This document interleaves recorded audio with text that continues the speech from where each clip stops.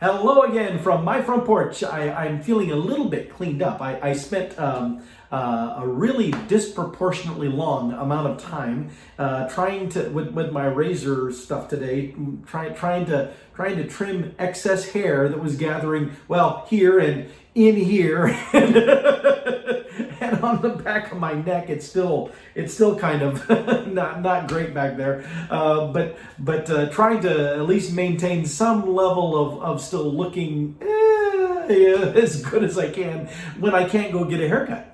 It's amazing how these little simple things. I've made that observation before that we were very quickly going to figure out just how significant the simple, insignificant things in life are. And yeah, I think we're definitely getting to that point now. And I am increasingly seeing on Facebook and other social media too, but predominantly on Facebook, people posting, what are you going to do when this is done? What's the first thing you're going to want to do when everything is back to normal? And of course, just a quick aside, I personally question that it will ever be normal like it was. I think that we are learning some interesting lessons about ourselves and our society and the way we function during this time.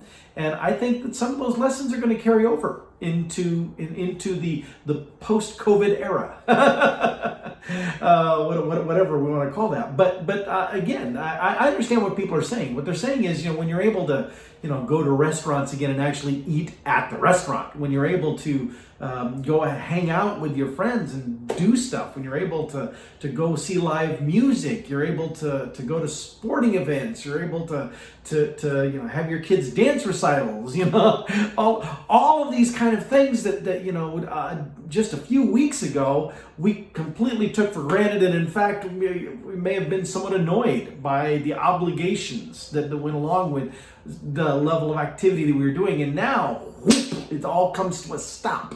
And now we all sit back and go, I guess maybe that meant more to me than I realized. I am very grateful for the people who are still working, the what are classified now as essential workers, the people who are working in food service, and the truck drivers, and people who are still handling shipping of things, the postal workers, and FedEx people and UPS people, and those kind of folks that are doing the deliveries, because a lot of people now are saying, well, I'll just order stuff online and I'll have it shipped to me. Now, I've talked before about there are probably going to be some ongoing repercussions of this, but I want to come back around to that question of just who will we be when this is done? Who will you be when this is done? Because when the all clear is given, whatever that looks like, whenever that is, then what? I mean, there will be some people who will just be like, yes, and they'll just charge back out being, doing and being whoever they were before. And okay, that's great. But then I suspect that the majority of people, at least at first, now over time, we tend to get more and more complacent, and that may happen here again as well. But I think at first, the majority of people are still going to maintain some element of caution, because honestly, at the point that they say it's all clear, it's not really all clear. I mean, this virus is now out there, and so it could readily be out there for a very long time. And so just like you can get the flu or the common cold, and I know COVID-19 is much more contagious, they say, than those things are, so I'm not equating them. But what I'm saying is, no matter how many flu shots we give people, we cannot eradicate the flu. It just doesn't happen. And so the odds are we're not going to eradicate this COVID-19 thing either. That's a little bit of a scary thought, because if you really think about it, if we understand that we cannot eliminate it just entirely, then what level of precaution do we need to continue to maintain? What part of the actions we're taking now extend and carry over into the new definition of normal when this is all done, when this is all over? And I just really think that's an interesting question. I know myself personally, I'm going to be more careful about things that I'm touching and things that I'm. I've always tried to be considerate of others around me. Like, if I sneeze or cough, I do it in my sleeve, kind of thing, in my elbow, and that kind of stuff, as opposed to in my hands. A lot of people when they sneeze or cough, they go into their hands, and then turn around and want to shake your hand, or they'll be at a buffet or at a family potluck or something, and they'll be and then they'll grab the things and start, and I'm just like, really? And what's even worse is people that sneeze, because they'll be like, and some that don't even cover their mouth, they just spew that everywhere, but others that will again do it into their hands, and then the same thing, now I've got that all over my hands, and do I do anything to clean my hands off before doing my other stuff? A lot of people have not. Now again, I've tried not to do that. I've trained myself to do the sleeve thing, but now we're told the sleeve thing with the COVID-19 is not the best option either, because then it just sits there on my sleeve for potentially several days. And as I if I done this, and then if I had the virus and it's there, well, even if I then go put on gloves and I put on a mask, I sanitize, all that stuff, it's still there on my shirt. And if somebody else comes in contact with that shirt, or if I brush up against something else with my shirt, I can potentially pass that on, transfer that on to something else. So, there's that heightened level of awareness that I know I'm going to still carry after this is all done. I also will be curious to see when they say we can gather in groups again and all that kind of stuff. I'll be curious to see what those groups even look like. What happens at that point? Because again, I'm sure that there are going to be people who are chomping at the bit.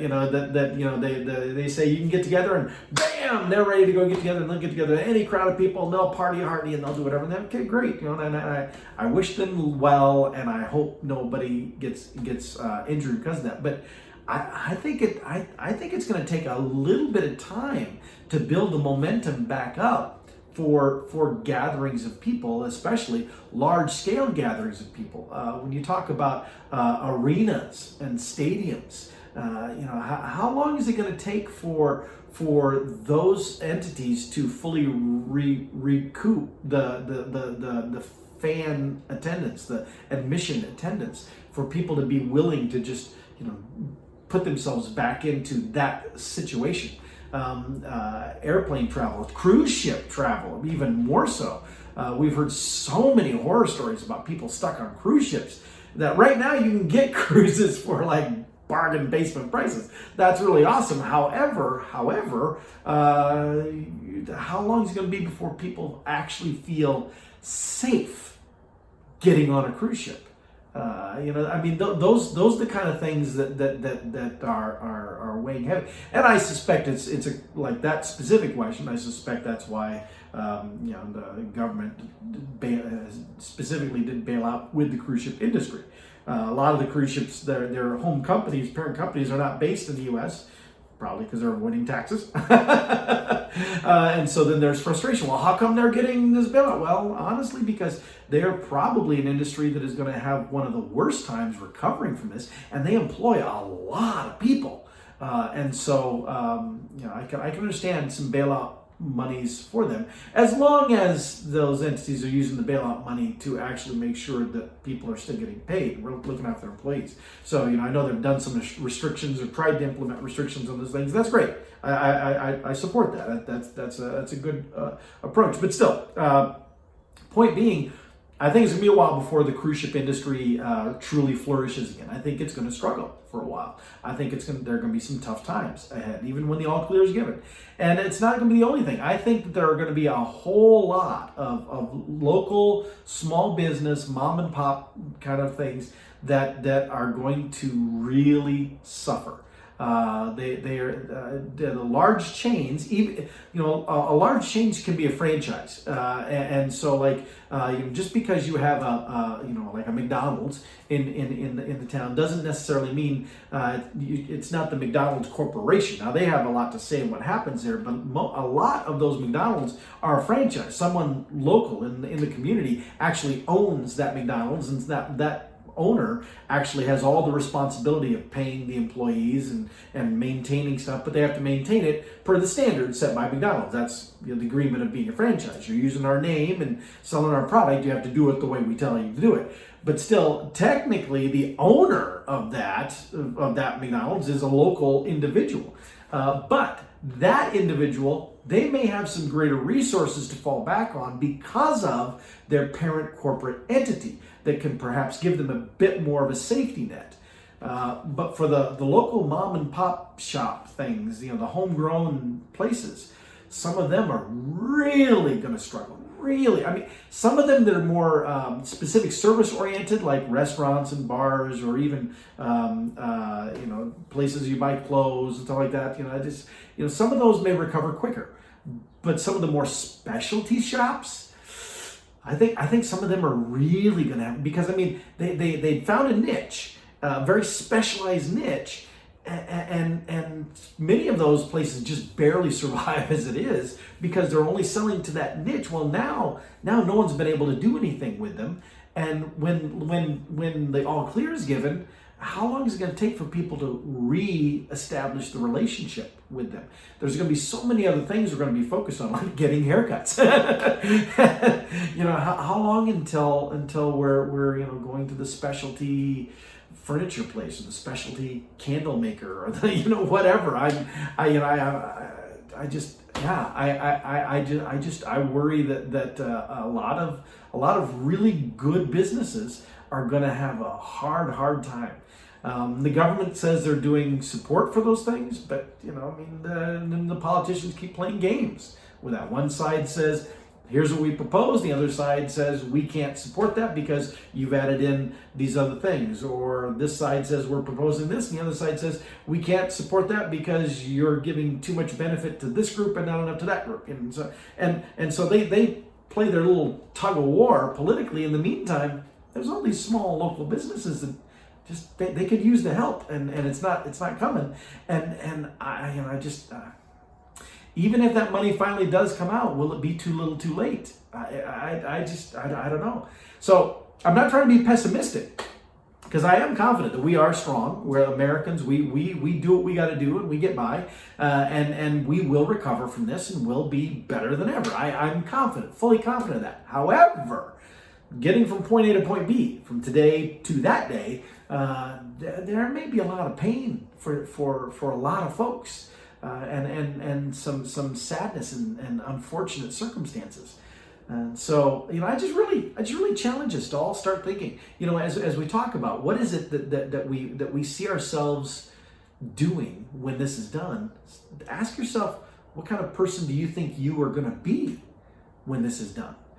Are you going to be more self-focused and just looking out for you and yourself, which is kind of what we're being trained to do right now? Or are you going to broaden that scope at that point and recognize that the community at large needs all of us to dive in and be helping and be encouraging the economy to get going, and to help those especially those local small businesses, but even the larger businesses, they have local employees that need their checks too. But to doing what we can to get all of that up and going, and it can be a bit overwhelming if you really stop and think about it. But no one is asking you or me to fix the whole thing. But I just challenge you, in your world, in your scope of influence, the areas that you can touch and the people you can impact, when this is all done, what kind of person are you going to be? Something to think about. And with that, I'll see y'all next time from my front porch.